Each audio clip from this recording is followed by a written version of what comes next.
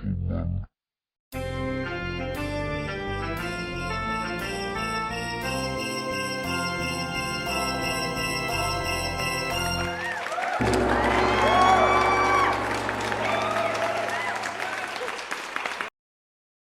I'm going to show you our crusted cheese whole wheat scones. And to save a little bit of time, I started off here with flour,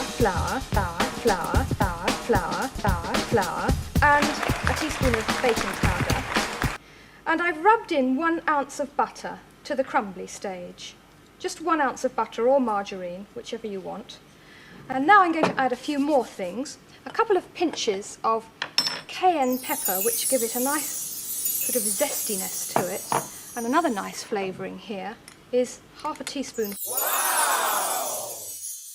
which adds another little bit of zest.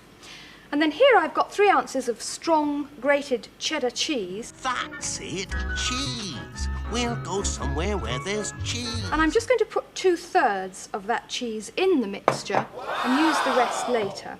So mix the cheese in with the rest of the mixture, and then the liquid I'm going to add is a large egg, and that's beaten up with 2 tablespoons of milk.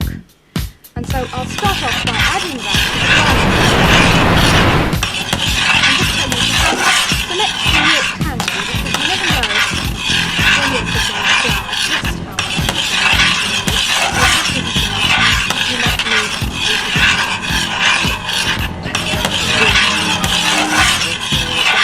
So we'll just dive into the milk here.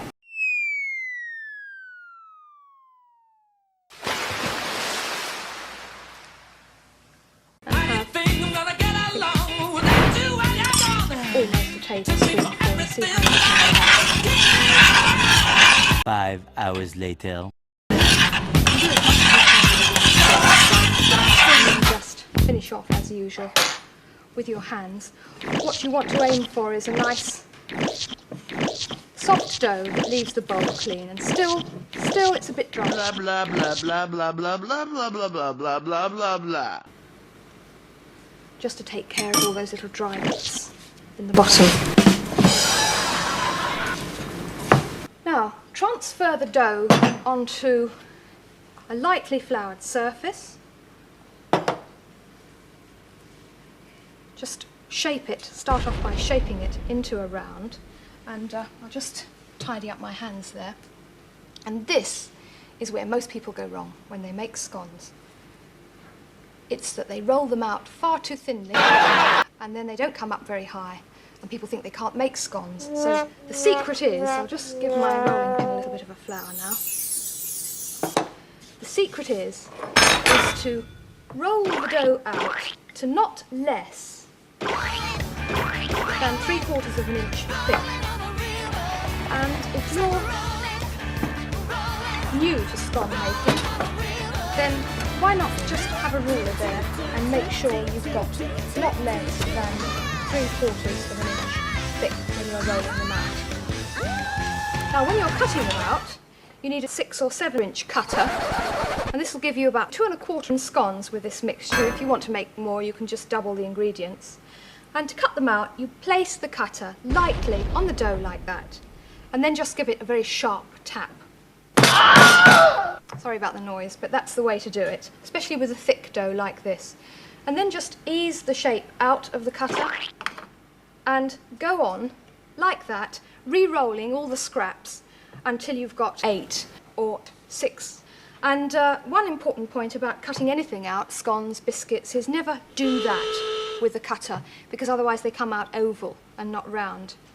The next thing you do is you brush the top of the scone with a little bit of milk. If you're making plain scones, at this stage it's nice to sprinkle them with flour so that they come out sort of floury and look homemade. But for these, we're going to finish off the cheese by sprinkling some cheese on the top. Each scone will have a sprinkling of cheese on the top, and then another little sprinkling of cayenne pepper if you like sort of zesty things. Now what scones need, all scones, cheese or otherwise, is a really hot oven. Place them first of all on a well-greased baking sheet put them on the highest shelf of an oven preheated to gas mark 425, and they'll take about 15 or 7 minutes to cook.